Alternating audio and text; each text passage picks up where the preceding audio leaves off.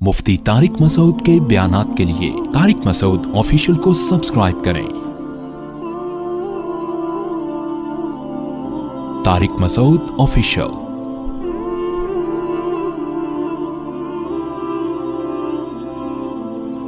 15 शाबान की जो रात है और 15 शाबान का रोज़ा, इसके हवाले से बहुत ज़्यादा लोग सवाल पूछ रहे हैं, तो मैंने इरादा किया मैं एक क्लिप रिकॉर्ड करवा दूं। इसमें जो भी मेरी टूटी फूटी तहकीक है, जो मैंने अहादीस देखी इस बारे में और जो उलमा के अक़वाल देखे और जितना मैं इसकी रिसर्च कर सका हूँ, उसका एक ख़ुलासा आपके सामने रख दूँ। अगर मैं वो तमाम अहादीस आपको पढ़ के सुनाऊं, फिर एक एक की सनद पढ़ूं, फिर एक एक की सनद पे बहस करूं, तो वो बात बहुत हो जाएगी लंबी और क्लिप बहुत तवील हो जाएगा। तो एक ख़ुलासे के तौर पर पूरी जो एक तहकीक है वो मैं आपके सामने रखना चाहता हूं। तो 15 शाबान की जो रात है, जिसको शब बारात कहा जाता है, इसका नाम शब बारात किसी भी हदीस से साबित नहीं है, इसलिए अरब इसको अक्सर लैलतुन निस्फ़ मिन शाबान कहते हैं कि शाबान के जो निस्फ़ है उसकी रात। खैर, इसका नाम शब बारात हो, अगर इस वजह से बारात के इसमें अल्लाह ताला कहा जाता है कि जहन्नम से बरी कर देते हैं, तो इस वजह से किसी ने नाम दे दिया हो तो एक अलग बात है। लेकिन इस रात में होता क्या क्या है, लोग क्या क्या कर रहे हैं, उसकी क्या शरई हैसियत है, तो मैं नंबर वार इंशाअल्लाह इसको तफसील से बयान करूँगा। कुछ चीज़ें तो ऐसी हैं जो बिल्कुल ही गैर साबित हैं। उनमें इस रात में मिठाई, हलवा या मुख्तलिफ़ किस्म के हलवे पका के लोगों में बांटना, और इस रात में नहा धो के तैयार होना, ये अच्छे कपड़े पहनना, इन दो चीज़ों को पहले मैं इंशाअल्लाह बयान करूँगा। देखिए, इस्लाम में रातों के त्यौहार का कोई तसव्वुर नहीं है। इस्लाम में जितने भी त्यौहार हैं वो दिन की रोशनी में हैं। ईद उल फितर, ईद उल अज़हा, ये हमारे दो त्यौहार हैं जिसमें हम सेलिब्रेट करते हैं एक दूसरे को। ये दिन की रोशनी में हमें बताए गए हैं। गैर मुस्लिमों के त्यौहार रात को होते हैं, जैसे ईसाइयों के त्यौहार क्रिसमस आप देखें रात को होता है। तो उसकी वजह यह है कि इस्लाम ने दिन की रोशनी में त्यौहार रखे हैं। बहुत सारी हिकमतें इसमें हो सकती हैं, पूरी हिकमतें तो हम नहीं जानते, लेकिन कुछ सरसरी गौर से कुछ हिकमतें हमारे सामने आती हैं कि रात का वक्त ऐसी चीज़ है जो अल्लाह ने इबादत के लिए बनाया या आराम करने के लिए, सोने के लिए बनाया। रात में अगर आप सेलिब्रेट करेंगे किसी भी अमल, यानी कोई खुशी मनाएंगे, तो उसमें इंसान की गुनाहों की तरफ तवज्जो ज़्यादा जाती है। जैसे आप देखें क्रिसमस में शराबें पी जाती हैं, और जो भी गैर मुस्लिमों के त्यौहार हैं उसमें भी चिरागा होता है रात के वक्त। तो जबकि हमारे यहाँ जो ईद उल फितर है वो दिन की रोशनी में हम नमाज़ पढ़ के उसकी इब्तिदा करते हैं। तो आप कह सकते हैं कि शब बारात को कोई त्यौहार तो नहीं मानता। तो देखें, त्यौहार ज़बान से मानना ज़रूरी नहीं है। आप अपने अमल से जब कोई ऐसा काम करते हैं जो त्योहारों में किया जाता है, तो इसका मतलब ये हुआ कि आप उसको त्यौहार मान रहे हैं, यानी आप उसको एक खुशी का दिन मान रहे हैं। तो नहाना धोना या खाने पका के लोगों में तकसीम करना या ख़ुद खाना, और ख़ास तौर पे हलवा यानी मीठा, ये चीज़ें त्योहारों के मौके पर होती हैं। जैसे हम ईद उल फितर वाले दिन सुबह सवैयाँ बनाते हैं, मीठा बनाते हैं, खाते हैं, लोगों को खिलाते हैं, नहाते हैं, अच्छे कपड़े पहनते हैं। जुमे वाले दिन भी, जुमे में भी ईद का उनसर है हदीस में, उसको भी ईद करार दिया, उस दिन भी हम नहा धो के कपड़े पहनते हैं। तो जो लोग 15 शाबान की रात को नहाते धोते हैं, स्पेशली इस रात को कि भाई आज कोई त्यौहार है या आज कोई खुशी का दिन है, और मिठाइयाँ खाते हैं या हलवे पकाते हैं, तो वो ज़बान से इसको त्यौहार ना भी कहें, अपने अमल से ये बताते हैं कि त्यौहार है, जबकि ये त्यौहार नहीं है। इस्लाम में कोई इसकी एक ज़ईफ़ रिवायत भी नहीं है कि आप सल्लल्लाहु अलैहि वसल्लम ने, मेरे इल्म में नहीं है, कम अज़ कम हो सकता है कोई मौजू मनगढ़ंत रिवायत मौजूद हो, जिसमें कोई कहीं भी नहीं है कि आप सल्लल्लाहु अलैहि वसल्लम ने इस रात को हमें नहाने का हुक्म दिया हो, या अच्छे कपड़े पहनने का हुक्म दिया हो, या खाने पीने का या हलवे खिलाने का, हमें हलवे मांडे का हमें हुक्म दिया हो। तो अल्लाह का वास्ता ये बिदअत है, इसको ख़त्म करें अपने माशरे से। और इस्लाम में त्यौहार का टाइम दिन में होता है। ईद उल फितर, ईद उल अज़हा है जिसमें हम दिन में कुर्बानी करते हैं और खाते हैं, पीते हैं, नहाते हैं, धोते हैं। रातों के ये काम नहीं है, रात को आप सोएं या इबादत करें। तो एक चीज़ तो ये थी जो मैं बताना चाह रहा था। दूसरी चीज़, इस रात को कब्रिस्तान जाना। देखिए, इस बारे में हदीस पेश की जाती है, मशहूर हदीस है, लोग सुनते रहते हैं कि नबी सल्लल्लाहु अलैहि वसल्लम रात को उठे और अम्मी आयशा रज़ी अल्लाह ताला अन्हा भी आपके पीछे चली गईं, और आप सल्लल्लाहु अलैहि वसल्लम जन्नतुल बकी में मग़फ़िरत की दुआ मांग के तशरीफ़ ले आए वापस। तो ये हदीस इंतहाई दर्जे की ज़ईफ़ हदीस है, और एक तो ज़ईफ़ हदीस है, दूसरी बात ये कि अगर हम थोड़ी देर के लिए फ़र्ज़ कर लें ये सही हदीस है, اور ہم کہتے ہیں کہ بھئی نبی صلی اللہ علیہ وسلم نے یہ عمل کیا ہے، تو صحابہ میں سے کسی سے ضعیف حدیث سے بھی ثابت نہیں ہے کہ کوئی اس رات قبرستان گئے ہوں۔ حضرت ابو بکر کے بارے میں کوئی روایت نہیں ملتی کہ اس رات قبرستان گئے ہوں، حضرت عمر کے بارے میں کوئی روایت نہیں ملتی، یا کسی ایک صحابی کے بارے میں نہیں۔ تو آپ مجھے بتائیں کہ یہ کیسی سنت ہے کہ جو صحابہ کی سمجھ میں نہیں آئی اور ہماری سمجھ میں آ گئی ہے؟ تو مشرکین مکہ یہ کہا کرتے تھے لو کان خیرن ما سبقونا الیہ، قرآن مجید کی آیت ہے کہ اگر یہ اسلام میں کوئی خیر ہوتی تو یہ صحابہ ہم سے پہل نہ کرتے، یہ صحابہ نے ہم سے پہل کیا ہے، اس کا مطلب ہے یہ اسلام خیر کا کام نہیں ہے۔ تو مشرکین کو صحابہ سے چونکہ نفرت تھی، اس لیے کہتے تھے کہ یہ چونکہ اسلام کو فالو کر رہے ہیں تو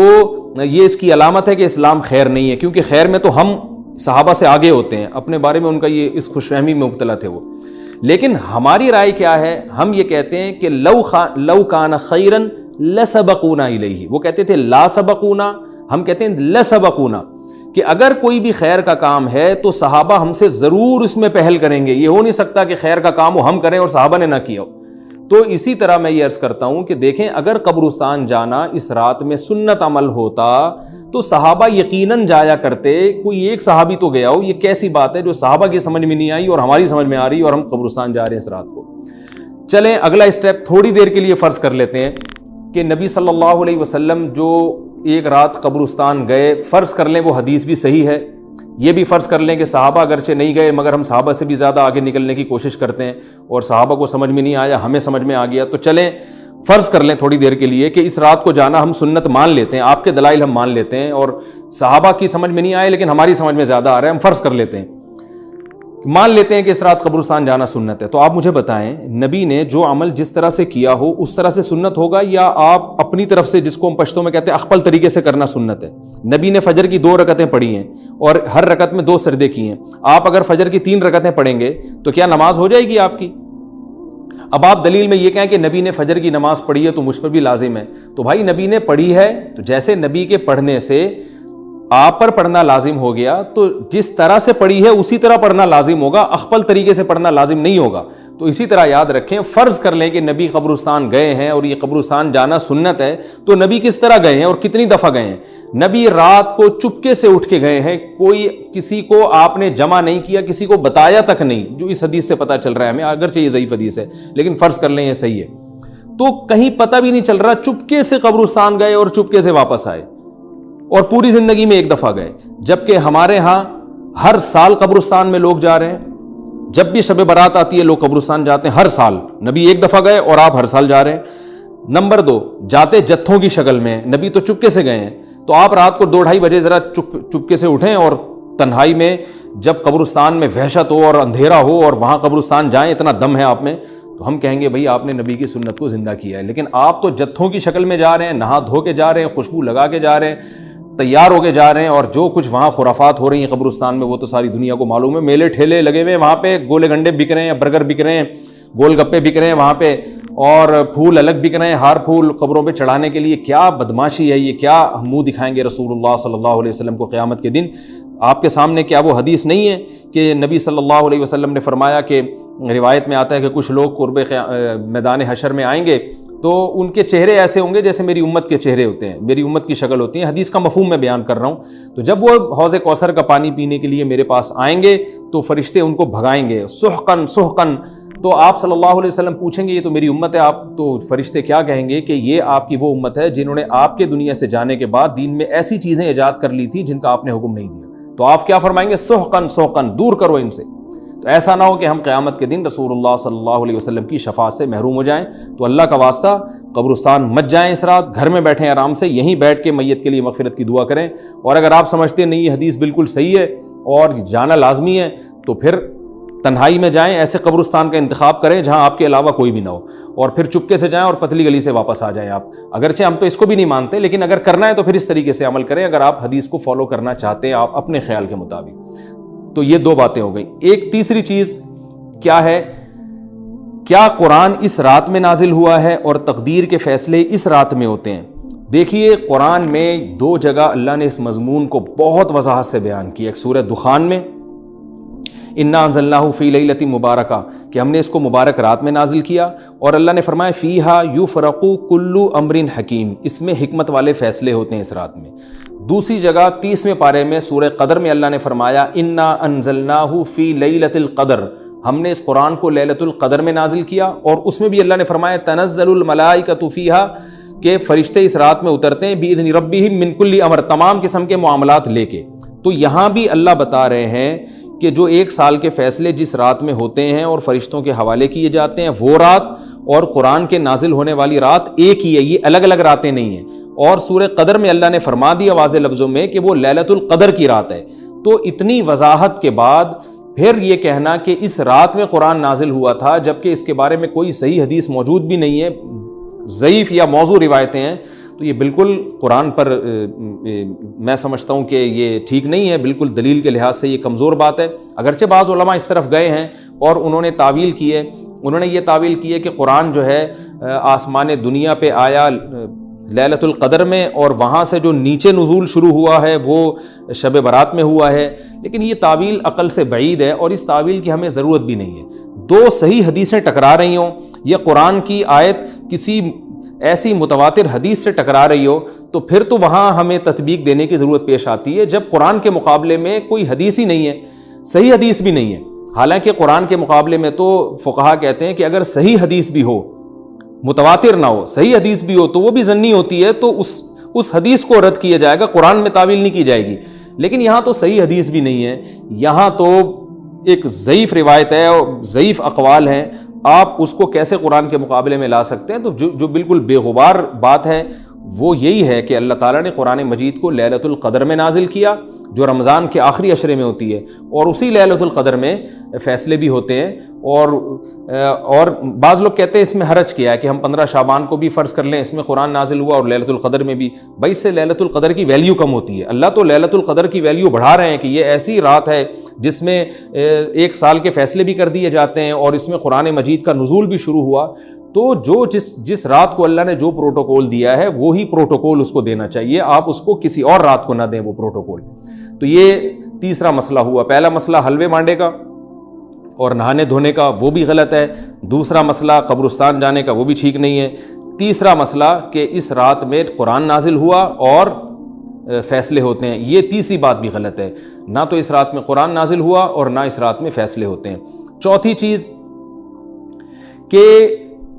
کیا اس رات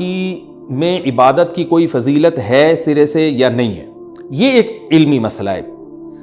تو اس بارے میں خوب اچھی طرح سمجھ لیں کہ اس بارے میں جتنی بھی احادیث ہیں جو اس رات کی فضیلت کے بارے میں ہیں کہ بنو کلب کی بکریوں کے برابر مغفرت ہوتی ہے اور بکریوں کے بالوں کے برابر، اور یا جو بھی اس بارے میں روایات ہیں کہ سب کی بخشش ہو جاتی ہے سوائے اس شخص کے جو کسی کے دل میں کینہ رکھتا ہے، تو یہ جتنی اس رات کی فضیلت میں احادیث ہیں، تو ایک بات تو خوب اچھی طرح سمجھ لیں، اس پر تمام محدثین کا، جہاں تک میں نے دیکھا ہے، تمام محدثین کا اتفاق ہے کہ اس کی فضیلت میں صحیح حدیث ایک بھی نہیں ہے۔ اس رات کی فضیلت میں ایک بھی صحیح حدیث موجود نہیں ہے، لیکن ضعیف روایتیں اتنی کثرت سے ہیں کہ ایک الگ محدثین کا اصول ہے کہ جب ضعیف روایتیں کی سندیں زیادہ ہو جائیں تو وہ حسن بن جاتی ہے، یعنی قابل قبول ہو جاتی ہے وہ، کیونکہ بہت ساری کمزور چیزیں مل کے اس میں کچھ قوت پیدا کر دیتی ہیں۔ تو اب جن علماء نے احادیث کے ضعف کی طرف دیکھا کہ ایک بھی صحیح روایت نہیں ہے، انہوں نے اس رات کا بالکل انکار کر دیا کہ اس رات کی سرے سے کوئی فضیلت نہیں ہے۔ لیکن جن علماء نے اصول حدیث کی طرف دیکھا اور فقہ کے ایک اصول کی طرف دیکھا کہ کثرت روایات درجہ حسن تک پہنچ جاتی ہیں، ضعیف روایات، تو انہوں نے کہا کہ بالکل اس رات کی فضیلت کا انکار ہی سرے سے کر دینا یہ غلط ہے۔ تو جمہور اس طرف گئے ہیں کہ اس رات کی فضیلت کا بالکل انکار کر دینا یا اس کی عبادت کی فضیلت کا بالکل انکار کر دینا یہ ٹھیک نہیں ہے۔ لیکن کچھ علماء، وہ بھی بڑے محقق علماء ہیں، وہ اس طرف گئے ہیں کہ اس رات کی سرے سے کوئی فضیلت اسلام میں ہے ہی نہیں۔ اب میں دونوں طرف کے علماء کا کچھ تھوڑا سا تجزیہ پیش کرتا ہوں۔ تو جو علماء یہ کہتے ہیں کہ اس رات کی فضیلت ہے اور فضیلت میں کثرت سے روایات ہیں اور اس میں بڑے بڑے علماء داخل ہیں، امام شافعی رحمہ اللہ تعالیٰ جیسے مجتہد بھی ہیں جو اس رات کی فضیلت کے قائل ہیں۔ باقی ائمہ سے مجھے جو ہے نا امام ابو حنیفہ سے کچھ نہیں ملا اس رات کی فضیلت کے بارے میں، اور امام احمد ابن حنبل سے بھی مختلف روایات ملی ہیں، اس لیے میں جزم سے کسی اور امام کے بارے میں نہیں کہہ سکتا، لیکن امام شافعی سے بہرحال اس کی فضیلت صراحتاً منقول ہے، اگرچہ انہوں نے بھی اعتراف کیا ہے کہ اس کی روایات کے بارے میں جتنی اس بارے میں روایات ہیں وہ ضعیف ہیں، لیکن وہی ایک اصول ہے کہ جب ضعیف روایات بہت کثرت سے ہوتی ہیں تو درجہ حسن تک پہنچ جاتی ہیں۔ تو اس اصول کے تحت جمہور اس کے قائل ہیں کہ اس رات میں عبادت اگر ہم کرتے ہیں تو دوسری راتوں کی نسبت ہمیں ثواب زیادہ ملتا ہے، لیکن جو بعض دوسرے علماء جو بالکل ہی اس رات کی فضیلت کے منکر ہیں، ان کے دلائل میں یہ ہے کہ یہ بات اگرچہ درست ہے کہ اگر ضعیف روایات کثرت سے ہوں تو وہ درجہ حسن تک پہنچ جاتی ہیں، لیکن وہ کہتے ہیں کہ کچھ قرائن ایسے ہیں جن قرائن سے پتہ چلتا ہے کہ جو ہے ان قرائن کو اگر سامنے رکھا جائے تو وہ ان کی رائے یہ ہے کہ پھر ان کا خیال یہ ہے کہ ان کا رجحان اس طرف ہے کہ اس رات کی سرے سے کوئی فضیلت نہیں ہے۔ ان قرائن میں ایک چیز یہ بھی ہے کہ اس کے بارے میں جو روایات ہیں ان میں بہت زیادہ ثواب کی بشارت سنائی گئی ہے، تو بعض محدثین کا یہ اصول ہے کہ کسی رات کے بارے میں یا کسی خاص عمل کے بارے میں بہت زیادہ کہیں غلو ہوتا ہے یا مبالغہ ہوتا ہے، غلو تو نہیں کہہ سکتے، تو یہ خود ایک اس طرف اشارہ ہوتا ہے کہ یہ ایک ضعف ہے، اگرچہ یہ کوئی اتنی مضبوط بات نہیں ہے، لیکن بہرحال جو علماء اس کی فضیلت کے بالکل منکر ہیں ان کی ایک دلیل میں آپ کے سامنے پیش کر رہا ہوں۔ دوسری بات یہ ہے کہ جو علماء اس کی فضیلت کے بالکل بھی قائل نہیں ہیں، ان کی ایک بڑی دلیل یہ بھی ہے، جن میں ہمارے شیخ حضرت مفتی رشید احمد صاحب رحمہ اللہ تعالیٰ بھی تھے، اگرچہ انہوں نے اس بارے میں کوئی صراحتاً فتویٰ نہیں دیا، لیکن وہ یہ اشکال ظاہر کیا کرتے تھے کہ شریعت میں جب بھی کسی وقت کی یا کسی خاص رات کی کوئی فضیلت آتی ہے تو اللہ تعالیٰ اس کو جو ہے وہ اس کا صحیح ٹائم نہیں بتاتے، بلکہ اس میں اختلاف ڈال دیتے ہیں۔ اس کی مثال ایسے جیسے جمعے کے دن حدیث میں آتا ہے کہ ایک وقت جمعے میں ایسا آتا ہے جس میں دعا لازمی قبول ہوتی ہے، اب ظاہر ہے وہ بڑا فضیلت کا وقت ہے، تو وہ وقت ہمیں متعین طور پہ بتایا نہیں گیا ہے، اس لیے علماء کا اس میں اختلاف ہوا، بعض نے کہا عصر کے بعد، بعض نے کہا کہ 2 خطبوں کے درمیان۔ لیلۃ القدر کو دیکھ لیں، لیلۃ القدر کی فضیلت میں قرآن بھی ہے، بہت ساری احادیث ہیں، لیکن لیلۃ القدر کی رات ہے کون سی یہ اللہ نے اس میں ابہام ڈال دیا۔ تاخراتوں میں 21 بھی ہو سکتی ہے، 23 بھی ہو سکتی ہے، بعض بلکہ حدیث سے 22ویں رات کا بھی ہونا ثابت ہے، زیادہ امکان 27ویں رات کا ہوتا ہے، تو وہ متعین نہیں ہے۔ تو جو علماء کہتے ہیں اس کی سرے سے کوئی فضیلت ہی نہیں ہے، ان کا رجحان وہ ان کی ایک یوں سمجھیں کہ دلیل تو نہیں لیکن ایک استئناس کہتے ہیں اس کو، کہ اس سے ان کے اس نظریے کو تقویت ملتی ہے کہ اگر یہ اس کی اتنی زیادہ فضیلت ہے تو اس کی تعیین میں اختلاف بالکل بھی نہیں ہے، تو یہ وہ کہتے ہیں کہ یہ مزاج شریعت کے خلاف ہے۔ اور تعیین میں اختلاف ہوتا کیوں ہے؟ علماء نے یہ بیان کیا اگر لیلۃ القدر کو متعین طور پہ بیان کر دیا جاتا نا کہ یہی لیلۃ القدر ہے تو بہت ساری اس میں جو ہے نا حکمتیں فوت ہو جاتی، جن میں ایک یہ بھی کہ اس رات میں جہاں عبادت کا ثواب بہت ہے، گناہ کا عذاب بھی بہت ہے، پھر اگر اس رات میں کوئی گناہ کرتا تو وہ اللہ کے عذاب سے نہ بچ پاتا، کیونکہ وہ اللہ متعین کر دیا کہ یہ لیلۃ القدر ہے، تو کیسے تم اس میں گناہ کر رہے ہو؟ اب معاملہ اللہ نے مبہم رکھ دیا کہ بھئی یہ بھی ہو سکتی ہے تو اگلے دن بھی ہو سکتی ہے۔ اور ایک فائدہ یہ بھی اس میں رکھا متعین نہ کرنے میں کہ لیلۃ القدر انہی کو ملے جو تلاش کریں، جو پورا عشرہ جاگیں گے ان کو لیلۃ القدر ملے گی۔ اگر اللہ اسپیسیفک دن بتا دیتا کہ 21ویں ہے، 23ویں ہے یا 25ویں ہے یا 22ویں ہے تو بہت سارے لوگوں کو لیلۃ القدر مل جاتی، تو اللہ نے جو مبہم رکھا ہے نا، تو ایک رات کی فضیلت اللہ نے بڑھا دی مگر اس کی تعیین میں ابہام پیدا کر دیا تاکہ جو پورا عشرہ جاگے گا اسی کو لیلۃ القدر ملے گی، اس کے علاوہ ہر آدمی کو نہ ملے۔ وہ ایک اللہ کی ایک حکمت ہو سکتی ہے اس میں۔ تو یہ 2 حکمتیں ہیں کہ اس میں گناہ اگر کوئی کرے تو اس پر عذاب نہ آ جائے، کیونکہ اگر متعین کر دیا جائے گا تو پھر گناہ کیسے تم کر رہے ہو اس رات میں، تو اللہ نے اس میں بھی ابہام پیدا کر دیا۔ جو گناہ کرنے والا ہے اگرچہ وہ بڑا گناہ گار ہے اس رات میں، چاہے وہ رمضان کا آخری عشرے میں کسی رات میں بھی گناہ کرتا ہے، لیکن کم از کم اتنا عذر تو ہے کہ اس کو کیا پتا تھا کہ یہ آج لیلۃ القدر ہوگی۔ تو جو 15 شعبان کی رات ہے اس کی بہت زیادہ فضیلت ہے، تو پھر یہ رات کو متعین کیوں کر دیا گیا؟ یہ ان علماء کی دلیل میں بیان کر رہا ہوں جو اس کی فضیلت کے بالکل بھی قائل نہیں ہیں، لیکن بہرحال حقیقت یہ ہے کہ جمہور علماء اس کی فضیلت کے قائل ہیں، کیونکہ یہ جو میں نے دلائل دیے کہ وہ علماء جو اس کی فضیلت کے سرے سے منکر ہیں ان کے یہ دلائل کو ہم دلیل نہیں کہیں گے بلکہ استئناس کہیں گے، کہ استیناس کہتے ہیں کہ ایک چیز استدلال نہیں ہے بلکہ ان اپنے نظریے کی تقویت کے طور پر ایک چیز کو پیش کر دینا جس سے یہ لگتا ہو کہ واقعی یہ صحیح کہہ رہے ہیں، اس کو استیناس کہتے ہیں، میں جو آسان لفظوں میں سمجھانے کی کوشش کر رہا ہوں۔ اور ایک استدلال کہتے ہیں کہ ایک ریسرچ کو، ایک پوری تحقیق کو۔ تو جمہور کا مذہب ایک اصول پر مبنی ہے کہ بھئی اتنی ساری روایات ہیں اور ضعیف ہیں، ان میں ٹھیک ہے کچھ موضوع بھی ہیں لیکن بہت ساری ایسی ہیں جو موضوع بھی نہیں ہیں، تو ضعیف روایات ہیں، جب اتنی کثرت سے ہیں اور اس میں ہے بھی عبادت کا تذکرہ تو عبادت کرنے میں کوئی حرج بھی نہیں ہے، تو لہذا انہوں نے اس کو جو ہے نا اس کو دلیل بنایا ہے اور اصول کے لحاظ سے یہ بات درست ہے۔ تو اس اصول کو اگر کوئی فالو کرنا چاہے تو اس رات کی عبادت اس کے لیے بالکل ٹھیک ہے اور اللہ کی رحمت سے امید ہے کہ اس میں اس کو ثواب زیادہ ملے گا۔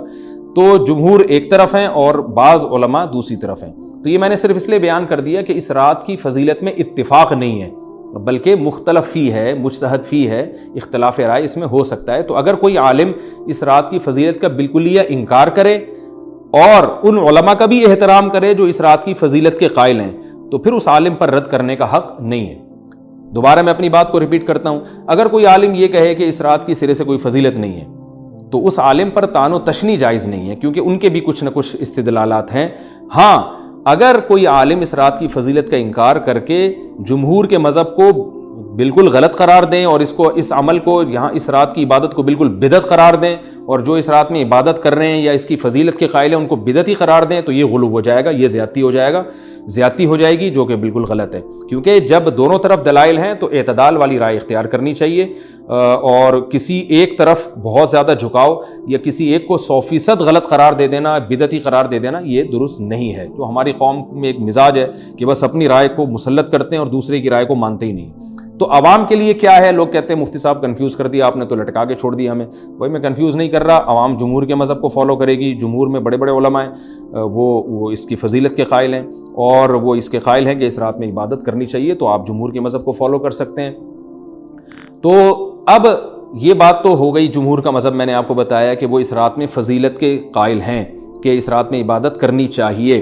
لیکن کیسے کرنی چاہیے اس پر تمام علماء کا اتفاق ہے کہ مسجد میں جتھے بنا کے جانا یا اجتماعی عبادت کرنا یہ بالکل بدعت ہے، بالکل ناجائز ہے۔ اسی طرح کوئی مخصوص قسم کی نماز پڑھنا کہ پہلی رکعت میں یہ والی صورت تو دوسری میں یہ والی صورت تو تیسری میں یہ والی صورت، یہ بالکل بدعت ہے۔ صلاۃ التسبیح کی جماعتیں بدعت ہیں۔ تو ایک ہی راستہ ہے آپ کے پاس، آپ عبادت کرنا چاہتے ہیں تو انفرادی طور پر ایسے عبادت کریں جیسے عام دنوں میں آپ عبادت کرتے ہیں، یہ ویسے ہی نماز پڑھیں جیسے عام دنوں میں نماز پڑھتے ہیں۔ کوئی مخصوص صورتیں، مخصوص رکعتیں نہیں ہیں، جتنی اللہ توفیق دے تنہائی میں آپ 2 رکعتیں، تہجد کی 4 رکعتیں، 6 رکعتیں، 8 رکعتیں، 16 رکعتیں، جتنی اللہ توفیق دے آپ رات کو کھڑے ہو کر انفرادی نماز پڑھیں، دعائیں مانگیں اللہ تعالیٰ سے، قرآن کی تلاوت کریں، تسبیحات کریں،